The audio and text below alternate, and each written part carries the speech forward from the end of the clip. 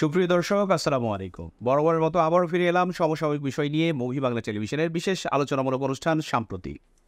আর আজ সাম্প্রতিকের বিষয় পরিবর্তন প্রত্যাশা। এ বিষয়ের উপর আজ আমাদের স্টুডিওতে কথা বলবার জন্য উপস্থিত আছেন জনাব শহীদুল ইসলাম, যিনি মুক্তিযুদ্ধ প্রজন্ম কাউন্সিলের সভাপতি। জনাব শহীদুল ইসলাম, আপনাকে অসংখ্য ধন্যবাদ আজ আমাদের স্টুডিওতে আসবার জন্য। জি, ধন্যবাদ আপনাকেও আমাকে আমন্ত্রণ দেওয়ার জন্য, এবং মুভি বাংলা টেলিভিশনের দর্শকদেরকেও ধন্যবাদ যে আমরা একটি স্বাধীন সার্বভৌম বাংলাদেশে বর্তমানে অবস্থান করছি। আমাদের অনেকেরই আমরা স্বাধীন ছিলাম না, জি, নামে স্বাধীন একটু বাংলাদেশ ছিল, প্রকৃত স্বাধীন মনে হচ্ছে। সেজন্য আজকের এই স্বাধীনতার এই দিবসে আজকে আপনাদের সাথে উপস্থিত হতে পারে আমি ধন্যবাদ মনে করছি বা আপনাকেও ধন্যবাদ জানাচ্ছি। অসংখ্য ধন্যবাদ। এবং দর্শক, আপনারা শুনছিলেন যে স্বাধীন রাষ্ট্রে স্বাধীন মত প্রকাশ করবার যে আজকে যে প্রয়াস, বিশেষ করে হচ্ছে পরিবর্তন প্রত্যাশা নিয়ে মূলত আজকে যে আলোচনা, সেই আলোচনায় আজকের অতিথির কাছ থেকে মূলত শুনলাম যে স্বাধীনতার পরে যে কতটা মানে যেখানে কণ্ঠরোধ ছিল সেখানে কণ্ঠ আজকে জাগ্রত করবার মূলত প্রয়াস থেকেই কিন্তু আজকের পরিবর্তন প্রত্যাশা। তো যাই হোক, শহীদুল ইসলাম, আপনার কাছ থেকে একটু জানবার চেষ্টা করব, সেটি হচ্ছে যে পরিবর্তন প্রত্যাশা আজকে আমাদের সাবজেক্ট। এই যে পরিবর্তন হলো, প্রায় 17 বছরের একটি পালা পরিক্রমার একটা পরিবর্তন আমরা দেখতে পারলাম। সেটা হচ্ছে ছাত্র জনতার একটা বড় অভ্যুত্থান। তো এই পরিবর্তনের পেছনে আপনি কাদের বিশেষ করে ভূমিকা এখানে বলবেন? বা আমরা দেখেছি জনগণ, সেটা হচ্ছে ছাত্ররাই প্রথম এসেছে এবং এরপর কিন্তু জনতার লাগার পরেই কিন্তু আজকের এই গণ অভ্যুত্থান, অর্থাৎ মানে সামষ্টিকভাবেই কিন্তু হয়েছে। তো এর পেছনে যে অনেক দিনের ক্ষোভ বা নিজের যে বলবো যে বিভীষিকাময় একটি পরিস্থিতি এবং দুর্নীতির যে আগ্রাসন, বলবো যে দুর্নীতিমুক্ত বাংলাদেশ অনেকবার শুনেছি যে দুর্নীতি দুর্নীতি দুর্নীতি, কিন্তু এই দুর্নীতি যে এত বড় দুর্নীতি হবে, অর্থাৎ যদি আমরা ছাগলকাণ্ডের মতিহার থেকে শুরু করে আমাদের পুলিশ প্রধান বেনজির আহমেদের থেকে শুরু করে যখন দেখলাম যে দুর্নীতির একের পর এক দুর্নীতি আসছেন, এবং তৎকালীন অর্থাৎ প্রধানমন্ত্রী শেখ হাসিনা তিনি বলেছিলেন যে তার একজন পিয়ন 400 কোটি টাকার মালিক, হেলিকপ্টার ছাড়া নাকি তিনি চলেনই না, তার নাম জাহাঙ্গীর সাহেব। তো এই যে নিজেদের দুর্নীতির এত বড় যে দুর্নীতি লুকিয়ে ছিল, সেটা কিন্তু আমরা জানতাম না যে ধরনের গণ অভ্যুত্থান হতো। তো আপনার কাছ থেকে এবার একটু জানবার চেষ্টা করব যে এই যে গণ অভ্যুত্থানের পেছনে সামষ্টিক তো সবারই একটা অবদান ছিল। তো এই গণ অভ্যুত্থানে কতখানি ফলপ্রসূ হয়েছে আমাদের এই যে পরিবর্তন এবং প্রত্যাশার জায়গাতে কতখানি আমরা সফলতা পেয়েছি বলে আপনি মনে করছেন? ধন্যবাদ।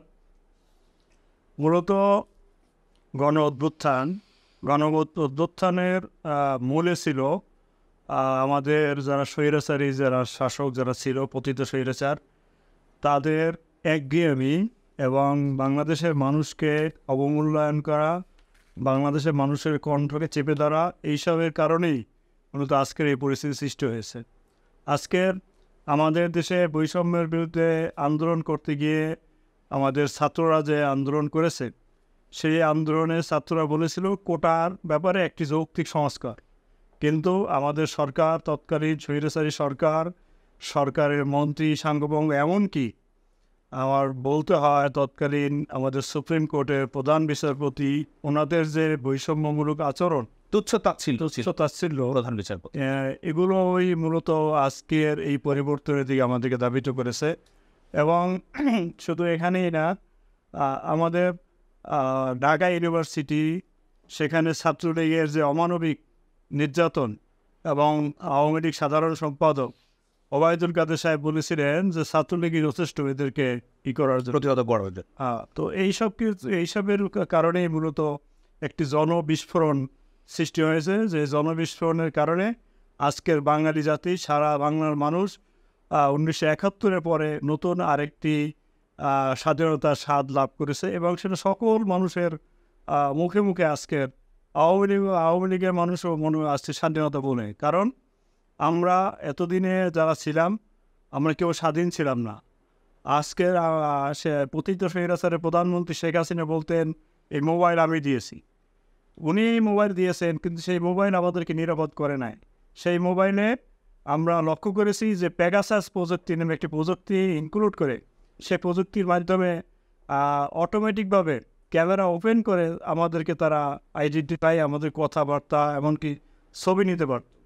তো এই যে আমাদের ব্যক্তিগত বিষয়গুলো সব কিছু তারা সেখান থেকে নিয়ে নিত, এই যে একটা পরাধীনতা, এই যে টেনশন, এই জায়গা থেকে জাতি আমরা আসলে সারা জাতি মুক্ত হয়েছে। আমরা আশা করি আগামী দিনেও এরকম কোনো আত্মঘাতী কোনো গোয়েন্দাগিরি সাধারণ মানুষের ক্ষেত্রে যাতে না করা হয়, সাধারণ মানুষ যাতে সুস্থ ও শান্তিতে বসবাস করতে পারে, এইটাই আমরা চাই। সেই পরিবর্তনই আমরা প্রত্যাশা করি। প্রত্যাশা করছেন।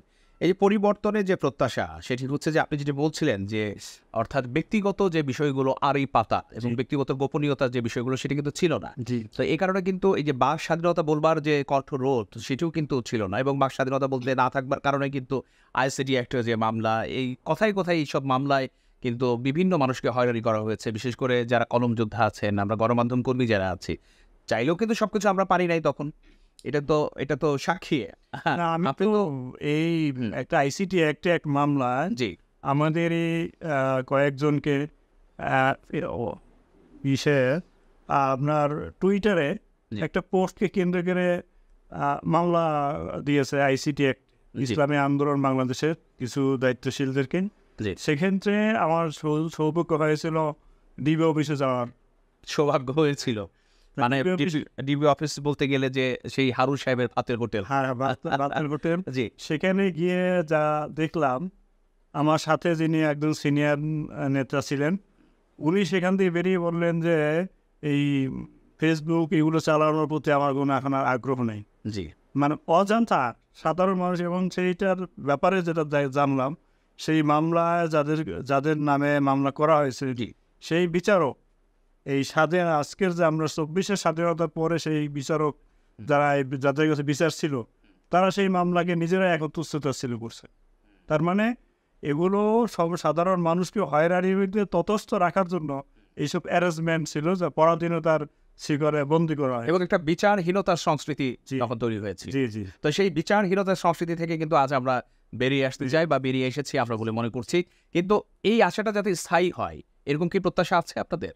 সে তো অবশ্যই আশা আমাদের স্থায়ী হতে হবে। এবং সেটা কি ঘটনা ঘটেছে, আমরা এই বৈষম্য বিরোধী আন্দোলন চলার সময় যখন আপনার দেওয়া হলো, কারফিউ দেওয়া হলো, জি। তখন আমরা বিভিন্ন মাধ্যমে খবর পেয়েছি, বিভিন্ন স্যাটেলাইট টেলিভিশন, বেসরকারি এবং পত্রপত্রিকায় সেখানে সরকারি এজেন্ট ঢুকিয়ে দেওয়া হয়েছিল।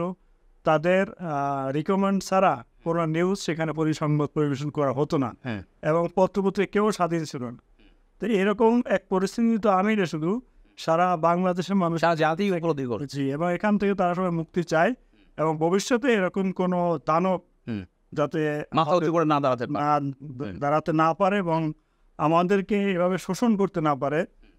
আমাদের যে সঠিক তথ্য জানার অধিকার, সেই অধিকারকে যাতে খর্ব না করতে পারে, সেটাই তো আমার এবং জনগণের প্রত্যাশা। আচ্ছা, এর সাথে আরেকটা বিষয় যোগ করতে চাই আপনার সাথে, যে এটা তো হলো যে গণমাধ্যমের যে স্বাধীনতা, বাক স্বাধীনতা যেটা কেড়ে নেওয়ার কথা। সাধারণ মানুষ কি চাইলেই রাজপথে নেমে সরকারের বিরুদ্ধে প্রতিবাদ করতে পারতো? না, সেটা তো সরকারের যে বাহিনী, বিশেষ আইন শৃঙ্খলা বাহিনী, আইন শৃঙ্খলা বাহিনীকে একরকম হাতিয়ার বানিয়েছে। হাতিয়ার বানিয়েছে এবং সরকারকে প্রোটেকশন দেওয়ার বা বাহিনী তৈরি করেছে। বিশেষ করে বাংলাদেশ পুলিশ বাহিনী। হ্যাঁ, বাংলাদেশ পুলিশ বাহিনী, এবং তার পাশাপাশি এর পরে আইন মন্ত্রণালয়। আইন মন্ত্রণালয়। আচ্ছা। আমি আইন আদালতকে না বলছি, আমি আইন মন্ত্রণালয়কে বলছি। পুলিশ বাহিনীকে দিয়ে সাধারণ মানুষ চাইলেই তারা একটা বিক্ষোভ করতে পারেন, দাবি আদায় করতে পারেন। একটা মানববন্ধন করতে হলেও পুলিশের পারমিশন হয়তো, যেটা খুবই সাধারণ মানুষের জন্য পুলিশের পারমিশন নেওয়া একটা বিশাল সমস্যার বিষয় ছিল। এবং এই সেক্ষেত্রেও কিন্তু অনেকে তখন আমাদের কাছে অনেকে অভিযোগ করেছে যে পারমিশন মানেই হচ্ছে সেখানে পয়সার একটা খেলা দিতে হবে, এরপরে হচ্ছে যে সেখানে একটা ফ্রেমিং একটা দিবে, যে একটা বাইন্ডিংস একটা দিবে, যে একটা সময় এটা বড় নানা শর্ত জুড়ে দেওয়ার একটা 26টি শর্ত, কোনো ক্ষেত্রে 26টি শর্ত জুড়ে দিত। এভাবে মানে মানুষের প্রতিবাদ করার ভাষাকে তারা কিনে নিয়েছিল। এবং সব কিছুই মূলত তাতে দেখা যাচ্ছে যে মূলত সরকার তাদের যে অপকর্ম, জি সারা দেশে বিভিন্ন সেক্টরে যেভাবে অপকর্ম, সেই অপকর্মের বিরুদ্ধে কেউ যদি মুখ খুলতে না পারে, সেজন্যই তারা এই কাজগুলো করেছে। বিশেষ করে এই সরকার, তৎকালীন স্বৈরাচারী সরকার, এটা একটা সিন্ডিকেটের সরকার। সর্বমহলে তারা একটা সিন্ডিকেট, এক একটা সিন্ডিকেটের মাধ্যমে এই জাতিকে শোষণ করেছে। জি আজকে ব্যাংকের ক্ষেত্রে সিন্ডিকেট ছিল, এমনকি আমরা গতকালকে এবং আজকে যেটা শুনেছি যে বাংলাদেশ ব্যাংকের মাধ্যমে সরকার যখন অর্থনৈতিক অবস্থা খুব দুর্বল হয়ে পড়েছে, 45,000 কোটি টাকা তারা ব্যাংক থেকে ছাপিয়ে তারা সেই টাকা মেকআপ করার চেষ্টা করেছে। 45,000 কোটি। তো এইভাবে তারা বিভিন্ন রকম, এবং যার কারণে আছে সেই সিন্ডিকেটের কারণে আপনি দেখেন বাংলাদেশ ব্যাংকের মতো একটা ব্যাংকের গভর্নরকে পলায়ন করতে হয়েছে। জি আজকের ঢাকা ইউনিভার্সিটি একটা ইউনিভার্সিটি, সেই ইউনিভার্সিটি বিসি উনি নিজেই পালিয়ে পদত্যাগ করতে হয়েছেন। তো এইভাবে আজকে দেখলাম যে প্রধান নির্বাচন কমিশনের পদত্যাগের অপেক্ষায় আছেন। তো সব বা রাষ্ট্রযন্ত্রকে ভেঙে চুরমার করে দেওয়া হয়েছে, যার কারণে আজকের কেউ মাথা উঁচু করে বুক সিনা টান করে তারা দায়িত্ব পালন করতে পারছেন না। এগুলো হলো সিন্ডিকেট। এবং সিন্ডিকেট যেটা বলছিলেন, এ না পারার পেছনে কারণটা কি? দুর্নীতিগ্রস্ত তিনি নিজেও, এবং তিনি এমন সব কাণ্ড ঘটিয়েছেন, অর্থাৎ এখন আর প্রকাশ্যে বা সামনে গিয়ে তার ওই চেয়ারে বসে দায়িত্ব পালন করবার মতো মানে সাহস নাই বিধায় বোধ হয় এত কিছু হচ্ছে। এবং এই কারণেই তো আজকে পুলিশ সে দায়িত্ব পালন করতে পারছে না। কারণ অনেকেই তো আসেন না। কারণ আমরা কয়েকটা ভিডিও দেখেছি, বিশেষ করে যাত্রাবাড়ি একটা ভিডিও খুবই ভাইরাল হয়েছে, যে সেখানে মাদ্রাসার ছাত্রদেরকে পুলিশ আসছে, তাদের সাথে কথা বলে যাও বলে পিছন থেকে গুলি চালিয়েছে। এবং আরেক পুলিশের এডিসি পুলিশ স্বরাষ্ট্রমন্ত্রীকে একটা ভিডিও দেখাচ্ছেন যে স্যার যাকে গুলি করি সেটাই যায়, কিন্তু অন্যগুলো যায় না। এই যে নির্মম। এবং এই আপনার ভিডিওর সাথে একমত, যেটি ভাইরাল হয়েছে সামাজিক যোগাযোগ মাধ্যমে, আমরা ফেসবুকের কল্যাণে, ইউটিউবের কল্যাণে আমরা যেগুলো দেখতে পাচ্ছি, সেই যদি আসি সেই কথা যে সাবেক স্বরাষ্ট্রমন্ত্রী আসাদুজ্জামান খান কামাল এবং তাকে একজন ওসি তিনি সগৌরবে বলছেন যে হ্যাঁ, বা এডিসি হতে পারেন, তো যাই হোক সগৌরবে বলছেন পুলিশের একজন কর্মকর্তা যে স্যার একজনকেই গুলি করলে একজনই মরে, আর বাকিরাও দেখা গেছে যে থাকে। হ্যাঁ, তো এটা তো একটা মানে ইয়ার ব্যাপার, একটা বড় ব্যাপার। হ্যাঁ, মানে এইভাবে করে বলছেন, হয়তো বা সেই অফিসার বা সেই কর্মকর্তা ক্রেডিট নিতে যাচ্ছিলেন সাবেক স্বরাষ্ট্রমন্ত্রী আসাদুজ্জামান খান কামালের কাছ থেকে। তার মানে কি এই ভিডিওটা দেখিয়ে যেখানে হত্যার যে বিষয়টা, অ্যাটাচমেন্টের যে একটা বিষয়, অবশ্যই স্বরাষ্ট্রমন্ত্রীর নির্দেশনায়, অবশ্যই আইনমন্ত্রীর নির্দেশনায়, অবশ্যই তৎকালীন সরকারের নির্দেশনায় এইসব হত্যাকাণ্ডগুলো ঘটছে, তারই কিন্তু একটি বড় প্রমাণ সেই ভিডিওটি। আপনি কি মনে করেন? না, অবশ্যই এটা তো আর প্রমাণও লাগে না যে ভিডিও। সে সময় তো সাবেক স্বরাষ্ট্রমন্ত্রী এক শিক্ষার্থী বলেছেন যে প্রধানমন্ত্রীর সাথে সময় সময় আমি বসি কথা বলে বিভিন্ন কিছু, প্রধানমন্ত্রী স্বরাষ্ট্রমন্ত্রীর নির্দেশ ছাড়া এরকম কাজ করতে পারে না। এবং তারা তাদের মূল টার্গেটই ছিল যে কোনো মূল্যে যত লাশ পড়ুক আমি ক্ষমতায় থাকবো। এবং আপনি জানেন কিনা, সাবেক স্বরাষ্ট্র উপদেষ্টা সাখাওয়াত সাহেব উনি গতকালকে বলেছেন যে 1,000-এর মতো মানুষ মারা গেছে, আর জাতিসংঘ পত্রপত্রিকার রিপোর্ট বিশ্লেষণ করে বলেছেন 600+, তো এই যে একটা ফিগার, এবং মানুষ আরো ধারণা করা হচ্ছে সংখ্যা আরো বেশি, কারণ হলো রায়েরবাজার বধ্যভূমিতে এখানে গণকবর দেওয়া হয়েছে। তো এগুলো হলো আসলে মূল হলো তাদের যে দুর্নীতির পরে দেশটা কিভাবে চলবে, তারা কিভাবে যাবে, এক্সিট পয়েন্ট না পাওয়ার কারণে এই ঘটনাগুলো ঘটছে। আচ্ছা, ক্ষমতা পাওয়ার জন্য যে রক্তের বড়ি খেলায় মেতে উঠেছিলেন এই তৎকালীন সরকারের সংশ্লিষ্ট ব্যক্তিবর্গরা, সরকার সহ, তো তারই তো প্রমাণ আমরা দেখেছি। যদি আমরা এর আগে যদি একটু আসতে যাই, অর্থাৎ গণ অভ্যুত্থান তখনই হতো সেই শাপলা চত্বরের হেফাজতে ইসলামের যে আন্দোলন, তখন কিন্তু মাদ্রাসার অনেক নিরীহ ছাত্র হয়তোবা তখন তারা মাদ্রাসায় পড়ে, তারা একটা ইসলামিক তারা দল করেন, বা হুজুর গোছের মানুষ বিধায় সাধারণ মানুষের ওই সিম্প্যাথি পান নাই, বা মিডিয়াতে ঢালাও করে সেই প্রচারটাও কিন্তু হয় নাই। যতখানি দেখা গিয়েছে যে পাখির মতো গুলি করে যেভাবে মানুষকে মারে সেভাবেই কিন্তু মারা হয়েছিল, সেই বিচার ব্যবস্থা কিন্তু আমরা দেখি নাই। এবং ওই সময় কিন্তু সরকার পতন হতো, কিন্তু সেটি কিন্তু তারা তখন যারা ছিলেন দায়িত্বশীল, অর্থাৎ তখন বাংলাদেশের সাবেক পুলিশ প্রধান বেরোদী সাহেব ছিলেন ঢাকা মেট্রোপলিটন পুলিশের পুলিশ কমিশনার, তখন তারা সুকৌশলে কিন্তু সেগুলোকে ধামাচাপা দিয়েছেন। তাদের লাশ এখনো কোথাও গিয়েছে, কেউ কেউ বলছেন তাদের বুক ফেরে তাদেরকে সমুদ্রে ভাসিয়ে দেওয়া হয়েছে।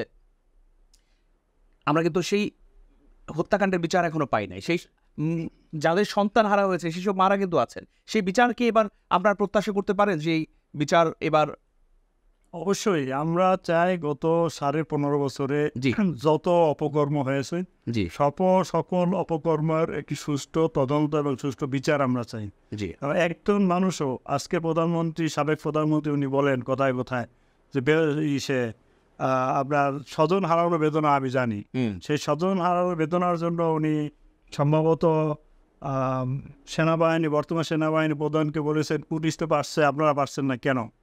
তো উনি হাজার হাজার মানুষকে মানুষের জীবনের উপর দিয়ে উনি ক্ষমতায় থাকতে চেয়েছিলেন। সেজন্য বাংলাদেশের মানুষ অবশ্যই আপামর জনতা, আপনার 15.5 বছরে যত হত্যাকাণ্ড ঘটেছে, যত অপকর্ম হয়েছে, অন্যায় যে ঘটনা ঘটেছে, সব অন্যায় যে ঘটনার বিচার বাংলাদেশের মানুষ যেমন বিচার চায়, তেমনি এই ভবিষ্যতে যেন এরকম কেউ না করতে পারে, আপনি কেউ না করার সাহস না পায়, তার একটা সুষ্ঠু সমাধান দেশের মানুষ প্রত্যাশা করে। এবং আপনি জানেন যে স্বরাষ্ট্রমন্ত্রী আজকের গত 2-3 দিন যাবৎ পত্রিকা আসছে যে স্বরাষ্ট্রমন্ত্রী, সাবেক স্বরাষ্ট্রমন্ত্রী আসাদুজ্জামান কামাল সাহেব টাকার বস্তা নিয়ে বাসায় যেতেন। এবং এও আসছে যে কোনো এক পুলিশ কমিশনারকে নিয়োগ দিতে ঢাকার বাইরে 5 কোটি টাকা নিয়েছেন। এই তার বাসা থেকে টাকা ডিস্ট্রিবিউশন।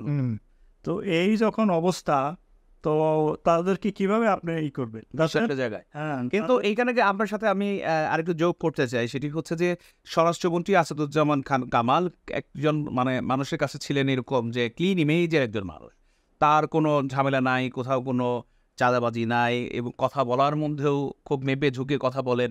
তার মতো একজন মানুষ যে এতটা দুর্নীতি করেছেন, এবং এই দুর্নীতির টাকা কিন্তু দেশে রাখেন নাই, দেশের বাইরে পাচার করেছেন। এখন আসতেছে সবকিছুই, অর্থাৎ সর্ষের মধ্যে যে ভূত ছিল সেটি কিন্তু এখন আমরা জনগণ কিন্তু দেখতে পাচ্ছি এই গণ অভ্যুত্থানের কারণে। আর যদি এটা আরও স্টে করতো, পরপর 3 বার স্বরাষ্ট্রমন্ত্রী, তিনি তো প্রথমে প্রতিমন্ত্রী, তারপরে তাকে কিন্তু প্রমোশন দিয়ে মন্ত্রী মন্ত্রী মন্ত্রী করা হলো। তো এই জায়গাগুলো থেকে তার মানে কি এটাই যে সরকার, তৎকালীন সরকার উদ্বুদ্ধ করতে দুর্নীতিতে, যে ভালো পয়সা দিতে পারবে, যে ভালো পয়সা কামাতে পারবে, তাকে আমরা প্রমোশন দিয়ে প্রমোটেড করব, আমরা রেখে দেবো স্থায়ী করে। তার আপনার সাথে আমি এটা এই জন্যই যোগ করলাম যে এখন পত্রপত্রিকা বলেন, আমাদের গণমাধ্যমের কল্যাণে অনেক কিছুই চলে আসছে, তবে সব কিছুর মূলে যে বিষয়টা, যে এই দুর্নীতি যে রন্ধ্রে রন্ধ্রে ঢুকে গিয়েছে, এই দুর্নীতি থেকে বেরিয়ে কিভাবে আসা যায় এখন পর্যন্ত, বা এখন বর্তমান যিনি আছেন, প্রধান উপদেষ্টা যিনি আছেন, হ্যাঁ, তিনি একজন নিঃসন্দেহে একজন অর্থনীতিবিদ, তিনি একজন নোবেল বিজয়ী, একজন নিঃসন্দেহে একজন ভালো মানুষ, ভালো মনের মানুষ, সেটি কিন্তু আমরা জানি। তো তার কাছে প্রত্যাশার জায়গা, বা বর্তমানে যিনি আইন উপদেষ্টা আছেন, তার কাছে আপনাদের প্রত্যাশার জায়গা বা আমাদের প্রত্যাশার জায়গা কি হতে পারে? দুর্নীতি আপনি যেটা বলছেন যে রন্ধ্রে রন্ধ্রে দুর্নীতি, জি, আজকের আমরা এই কয়েকদিন কি দেখলাম, আমরা কিন্তু বলি না যে এই সরকার যে মিডিয়া করেছে, যে মিডিয়া হাউসের মালিক আওয়ামী লীগের লোক, তারাই প্রকাশ করছে যে 15 বছরে 11 লাখ কোটি টাকা পাচার হয়েছে। 11 লাখ কোটি। আর এই 15 বছরে ঋণ নিয়েছে সরকার 15 লাখ কোটি টাকা। তার মানে আমার দেশের যে অর্থ ছিল, সেই অর্থ দিয়ে এই দেশ হতো। এবং বহু পদ্মা সেতু করা যেত। আরেকটি রিপোর্ট এসছে যে যেই টাকা পাচার হয়েছে তা দিয়ে আমাদের 35টি পদ্মা সেতু হতো। 35টি পদ্মা সেতু, 35টা পদ্মা সেতু হতো। এই যে দুর্নীতি, এই দুর্নীতিকে আপনি কিভাবে বলবেন? এই দুর্নীতির আজকের যে তথ্য আসছে, সেই তথ্য তো আগে ছিল না। অবাধ স্বাধীনতা যে ছিল না, তার প্রমাণ এটা। আজকের আপনার আয়নাঘর, আমরা আয়নাঘর এই প্রসঙ্গে আসবো, তার আগে একটু ছোট্ট একটি বিরতি নিয়ে নিব। দর্শক, এই মুহূর্তে নিব ছোট্ট একটি বিরতি, কোথাও যাবেন না, আমাদের সাথেই থাকুন।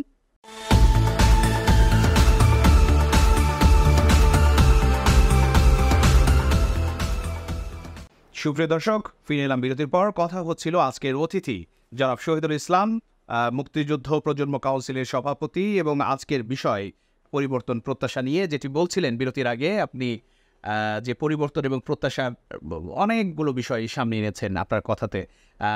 বিরতির আগে বলছিলেন যে আয়না ঘর, অর্থাৎ সবাই যে আয়না ঘরটা কি, হঠাৎ করে আয়না ঘর থেকে বেরিয়ে আসছেন এত আলেম ওলামা, এরপর হচ্ছে আরও সাধারণ মানুষ, যে এই আয়না ঘরে কাদেরকে রাখা হয়েছে, কি কারণে রাখা হয়েছে? যে আয়নাঘর মোটা দাগে বলতে গেলে আমরা এখন বুঝি যে গুমের যে ঘর, অর্থাৎ গুম করে রাখবার যে একটি বিষয়, সেটিকেই আয়নাঘর মূলত বোঝে।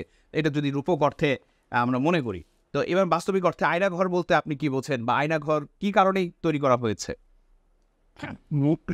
মূলত হচ্ছে আয়নাঘরের যে কিছু চিত্র ইতিমধ্যে এই মানুষের সামনে চলে আসছে। যেমন মূল আয়নাঘর যেটা, সেটা হলো ক্যান্টনমেন্টে সামরিক গোয়েন্দার ডিজিএফআই কার্যালয় নিচে। সেখানে, এবং একটি ছবিতে দেখা গেছে অনেকগুলো হাড় গো। হ্যাঁ। তো সেখানে বোঝা যাচ্ছে, এবং যারা ছিল 8-10 বছর, এবং এই আয়নাঘরটা মূলত প্রথম উঠে এসেছে নেত্র নিউজের, সুইডেন থেকে প্রকাশিত একটা অনলাইন নেত্র নিউজের অনুসন্ধানে। তখন সরকার বা কেউ কেউ বলার চেষ্টা করেছে, তৎকালীন সরকার, যে ইরানে কোনো কিছু নেই। হ্যাঁ। কিন্তু 5ই আগস্ট স্বাধীনতার পরে যে 3 জন লোককে সামনে চলে আসছে, একজন অধ্যাপক গোলাম আজম সাহেবের ছেলে আজমি সাহেব, আর মীর কাসিম আলী সাহেবের ছেলে, আর আরেকজন আইনজীবী সম্ভবত। তো সেখান থেকে স্পষ্ট হয়েছে যে আয়নাঘর নামে একটি বিষয় ছিল। এরপরে আমরা দেখলাম হেফাজতে ইসলাম বাংলাদেশের কয়েকজন লোককে নিয়ে দাবির প্রেক্ষিতে ডিবি অফিসের 7 তলায় একটি অভিযান পরিচালনা করেছে সেনাবাহিনী। সেখানে মানে বাথরুম সহ কয়েকটি কিছু কক্ষ দেখানো হয়েছে, এবং সেখানে দেখা গেছে যে কেউ কেউ কোরআন শরীফ আছে, হাদিস শরীফ আছে, তসবি আছে, অন্য অন্য কিছু আছে। তার মানে কি, আমরা ক্যান্টনমেন্টের আয়নাঘরকে আমরা দেখেছি এক সিস্টেমে, আর ডিবি কার্যালয় আয়নাঘর যেটা দেখলাম, সেখানে আলেম ওলামাদেরকে চরমভাবে নির্যাতন এবং গুম করে রাখা হয়েছে। এবং বলা হচ্ছে যে এরকম আয়নাঘর আরও বিভিন্ন জায়গায় 30-35টা রয়েছে। তো এই যে আয়নাঘর যারা আছে করেছে, তারা যে আসলে কর্ম কত নির্মম, সেটা এখন আর বলার অপেক্ষা রাখে না। গত আপনার 16ই জুলাই থেকে 5 আগস্টের ঘটনায় যে তাদের যে কত নির্মমতা, শুধু এখানেই তো তাদের নির্মমতা আমরা দেখি না। আজকে আপনার শেয়ার মার্কেটে সাধারণ মানুষের অর্থ লুটপাট করে, আজকের যিনি একসময় তাকে দরবেশ বলা হতো, এখন উনি দাড়ি কামিয়ে উনি এখন সেই ডিবি অফিসে আছেন। তো এই যে অবস্থা, কত মানুষকে যে পথহারা করছেন এই শেয়ার বাজারের মাধ্যমে। আর আয়নাঘরের সবচেয়ে বড় একটি উদাহরণ হলো গতকালকে একজন সাবেক সেনা কর্মকর্তা, বরখাস্তকৃত সেনা কর্মকর্তা, উনি আদালতে বলেছেন যে আমি 8 দিন আয়নাঘরে ছিলাম, এবং বলা হয় যে উনি এই আয়নাঘরের কারিগর। কিন্তু উনি যদিও আদালত অস্বীকার করেছে, কিন্তু আরেকটি সূত্র বলেছেন যে উনি 8 দিন আয়নাঘরে থাকার সময় উনি স্বীকার করেছেন যে এটা উনিই করেছেন। আচ্ছা, তো এই যে আয়নাঘর, এর দায় দায়িত্ব তো শুধু উনার না, সেই পতিত স্বৈরাচারের যিনি প্রধান শেখ হাসিনা, ওনার নির্দেশ ছাড়া এই আয়নাঘর হয় না।